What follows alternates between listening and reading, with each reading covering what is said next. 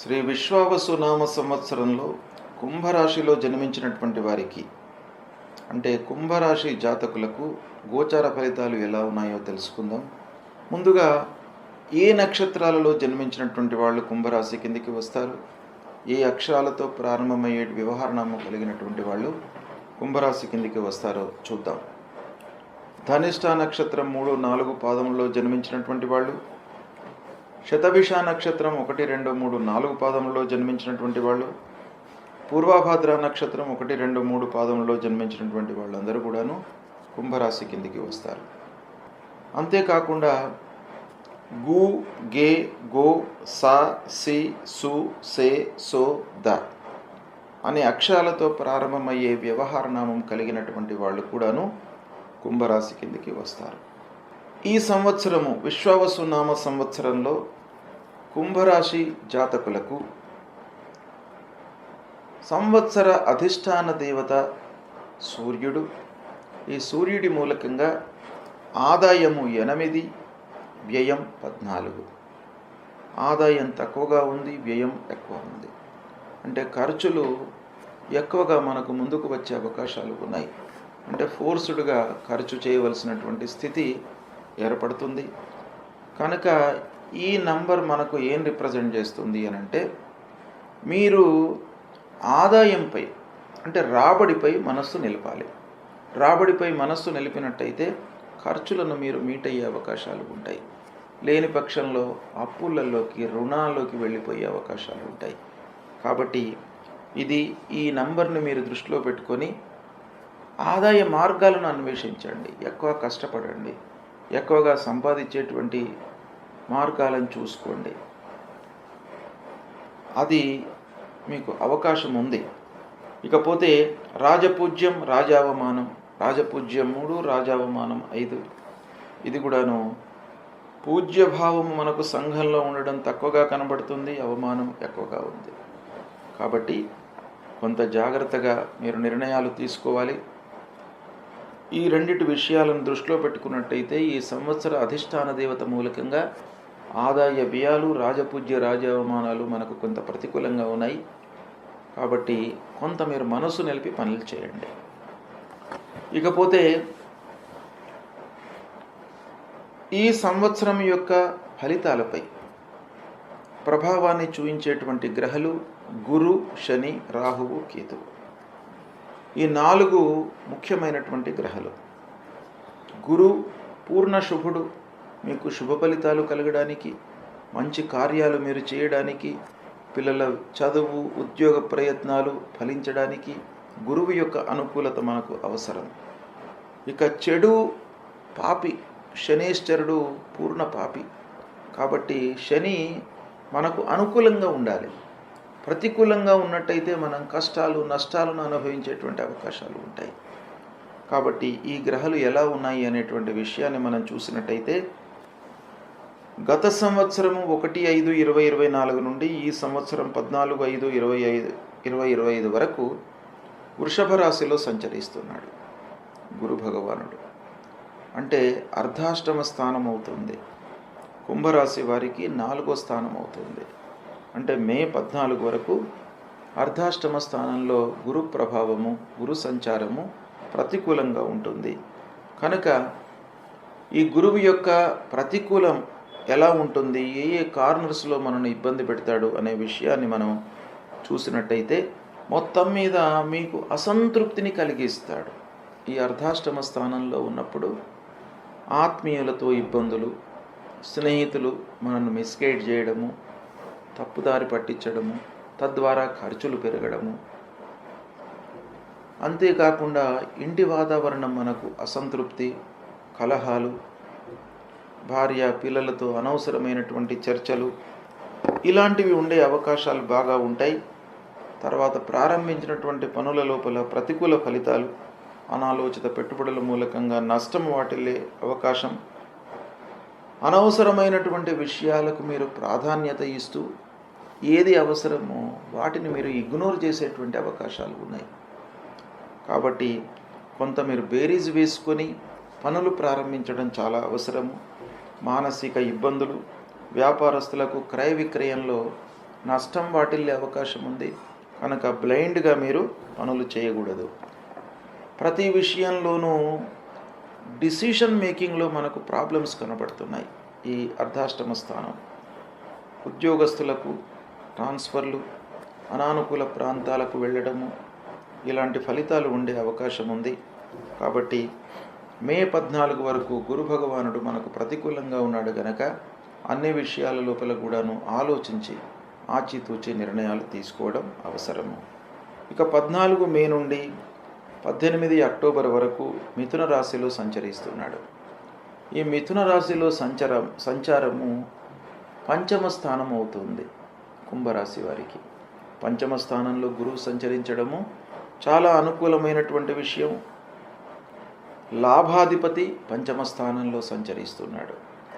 ముఖ్యంగా ఈ పంచమ స్థానంలో అంటే మే టు అక్టోబర్, 14 మే నుండి 18 అక్టోబర్ వరకు పిల్లల విషయంలో మీరు మంచి నిర్ణయాలు తీసుకుంటారు. వాళ్లకు కావలసినటువంటి సదుపాయాలన్నిటినీ కూడాను మీరు సమకూర్చుతారు. చదువు కొరకు కావలసినటువంటి విషయంలో అనుభవజ్ఞుల యొక్క సలహాలు తీసుకుంటారు. వారి సూచనల మేరకు వీళ్లను మంచి సంస్థల లోపల చేర్పించడము, మంచి సంబంధాలు చూడడము, అందరి సహాయ సహకారాలు మీకు బాగా లభిస్తాయి. పెళ్ళి కావలసినటువంటి వారికి ఈ సమయం లోపల వివాహం అయ్యే అవకాశాలు ఉన్నాయి. తర్వాత సంతాన ప్రాప్తి, వివాహమయ్యి ఎన్నో రోజుల నుండి సంతానం కొరకై ఎదురు చూస్తున్నటువంటి వారికి ఈ సమయం లోపల సంతాన ప్రాప్తి కలుగుతుంది. కాలయాపన లేకుండా మీరు పనులను చేస్తారు. అంటే పనులపైన మనస్సు నిలుపుతారు. శ్రద్ధతో పనులు చేయడం మూలకంగా కాలయాపన ఉండకుండా ఫలితాలు మీకు అనుకూలంగా ఉంటాయి. సత్ఫలితాలను పొందుతారు. ఆదాయ పరిస్థితి మెరుగుపడుతుంది. బంధువులతో మంచి మాట, సహాయ సహకారాలు అందుతాయి. సుహృద్భావ వాతావరణము ఉంటుంది. ఇలాంటి మంచి ఫలితాలు మీకు మే టు అక్టోబర్ జరిగే అవకాశాలు ఉన్నాయి. ఇక అక్టోబర్ 18 నుండి 5 డిసెంబర్ వరకు మళ్ళీ కర్కాటక రాశిలోకి ప్రవేశిస్తున్నాడు బృహస్పతి. కర్కాటక రాశిలోకి ప్రవేశిస్తే 6వ స్థానం అవుతుంది, 6వ స్థానం అవుతుంది. 6వ స్థానం ప్రతికూలమైనటువంటి స్థానం. ఈ స్థానంలో సంచరిస్తున్నప్పుడు దగ్గర వారితో, ఆత్మీయులతో ఇబ్బందులు, స్నేహితులతో కలహాలు, స్నేహితులు మనను పక్కదారి పట్టించడము, తర్వాత అనారోగ్య సమస్యలు, ప్రయాణాలు, వృధా ప్రయాణాలు, ఖర్చులు పెరగడము, కార్యభారము, ఇలాంటివన్నీ కూడాను ఈ డిసెంబర్ 5 వరకు కనబడుతున్నాయి గురు మూలకంగా. ఇక డిసెంబర్ 5 నుంచి 1 జూన్ 2026 వరకు వక్రించి మిథున రాశిలో సంచరిస్తున్నాడు. ఈ మళ్ళీ మిథున రాశిలోకి వస్తున్నాడు కాబట్టి కుంభరాశి వారికి పంచమ స్థానం అవుతుంది. పంచమ స్థానంలో గురు కలిసి వస్తాడు. అంటే మీకు అనుకూలమైనటువంటి ఫలితాలు ఉంటాయి. చేతిలో డబ్బు అందుతుంది, మీకు సమయానికి డబ్బు అందుతుంది. చేతిలో డబ్బు ఉండడం మూలకంగా కొత్త పనులు ప్రారంభించాలి అనేటువంటి మనస్తత్వం మీ లోపల పెరుగుతుంది. మానసికంగా, శారీరకంగా ఉల్లాసంగా ఉంటారు. ఇక సాహసించి పనులు చేసేటువంటి అవకాశాలు ఉన్నాయి. భార్యా పిల్లలతో సౌఖ్యంగా ఉంటారు. పంచమ స్థానం మీకు అన్ని రకాలుగా కలిసి వస్తుంది. స్వయంగా ఉన్నత విద్యకై చేసే ప్రయత్నాలు కలిసి వస్తాయి. మీ పిల్లల విషయం లోపల కూడాను మీరు ఉన్నత విద్యకై వారి కొరకై చేసేటువంటి ప్రయత్నాలు కూడాను మీకు బాగా కలిసి వస్తాయి. ఆదాయము పెరుగుతుంది. పరిస్థితి అనుకూలంగా ఉంటుంది. బంధువులు, సుహృద్భావ వాతావరణంతో ఉంటారు. మీరు అన్ని రకాలుగా మీకు మంచి ఫలితాలు ఈ సమయం లోపల కనబడుతున్నాయి.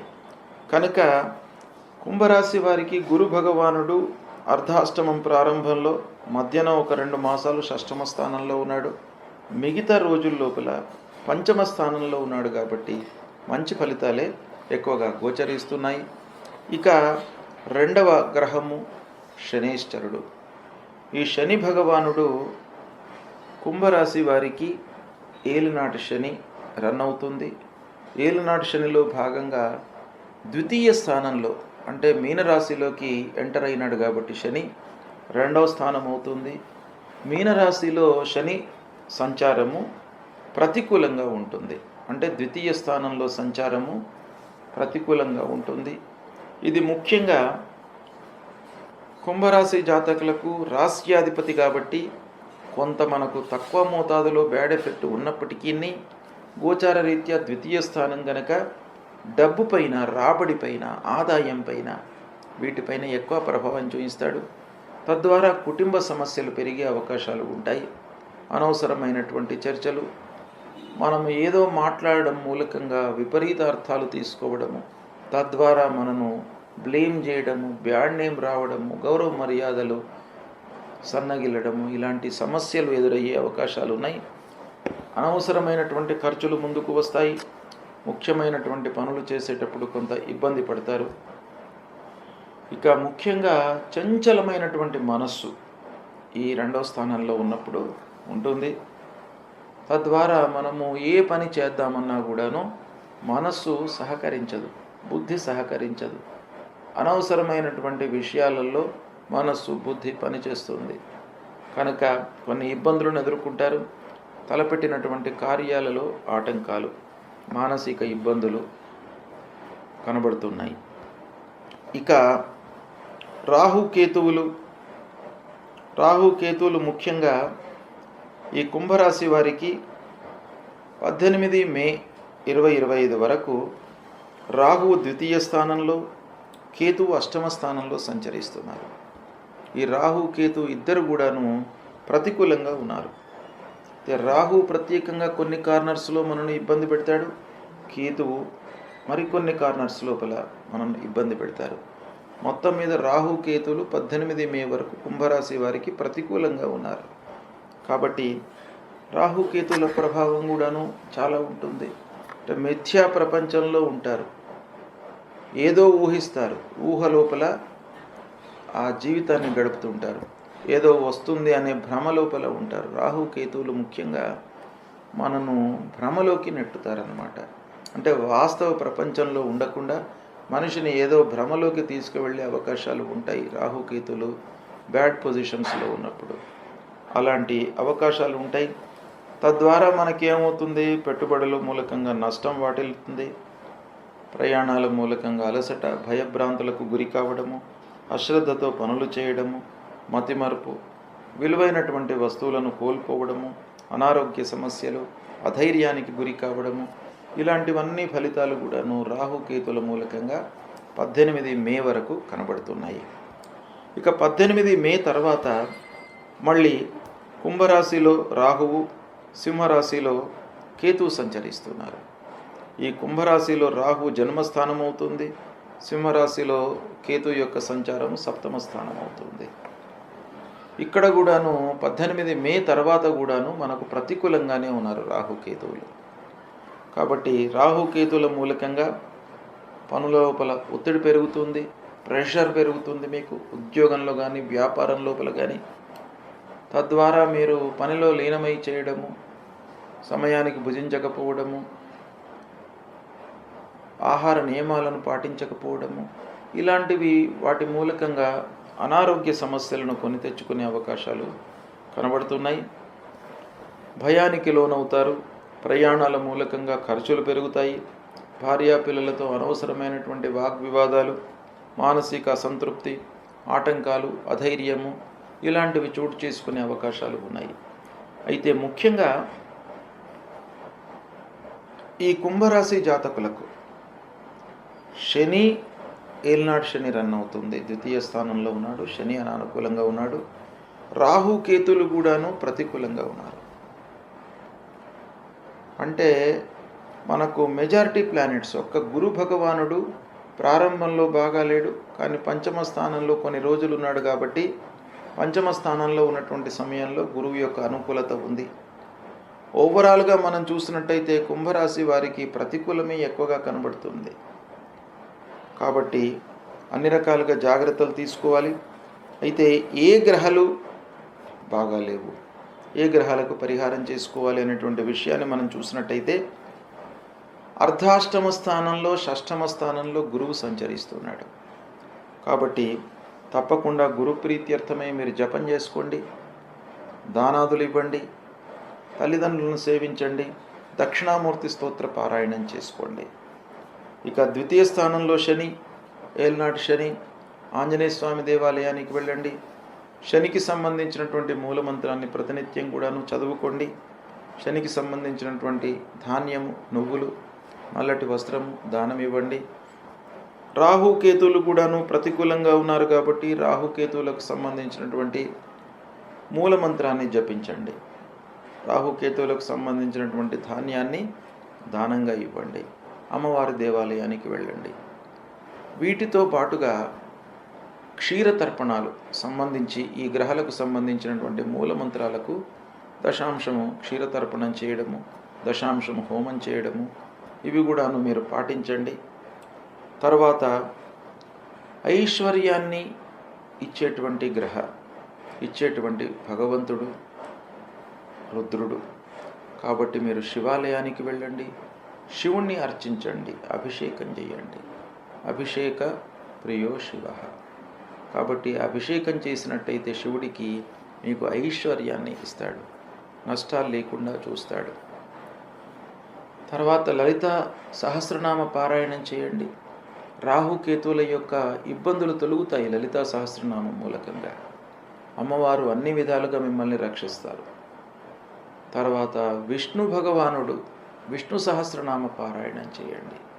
విష్ణు సహస్రనామం పారాయణం మూలకంగా మీకు మీ జీవన విధానంలో అవకతవకలు, ఆటంకాలు రాకుండా మిమ్మల్ని ఆ శ్రీమన్నారాయణుడు కాపాడుతాడు. కాబట్టి విష్ణు సహస్రనామ పారాయణం చేయండి.